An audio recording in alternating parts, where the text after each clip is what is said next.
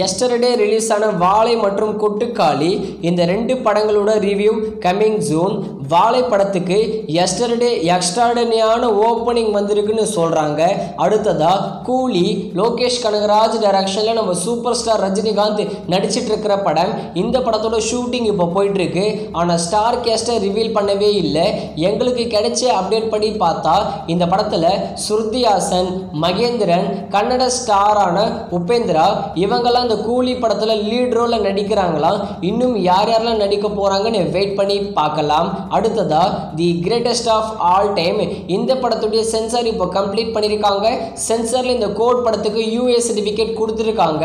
இந்த படத்துடைய run time 2 hours 59 minutes கிட்ட ரன் ஆக போகுதுன்னு அஃபிஷியலாகவே சொல்லியிருக்காங்க. வர செப்டம்பர் 5ஆம் தேதி கோட் படத்தை தமிழ், தெலுங்கு, மலையாளம், கன்னடா, ஹிந்தின்னு எல்லா லாங்குவேஜிலும் தியேட்டர்ஸில் ரிலீஸ் பண்ண போகிறாங்க.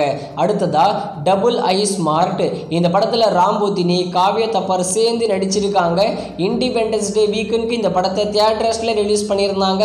ஆனால் படம் எதிர்பார்த்த அளவுக்கு போகலை. டபுள் ஐ ஸ்மார்ட் படத்தோட டிஜிட்டல் ரைட்ஸை அமேசான் பிரைம் தான் வாங்கியிருக்காங்க.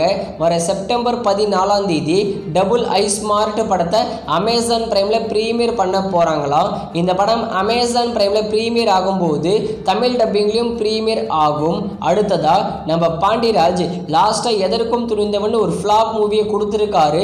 விஜய் சேதுபதி இப்போ பாண்டிராஜ் காம்போ ஜாயின் ஆக போகிறாங்களாம்.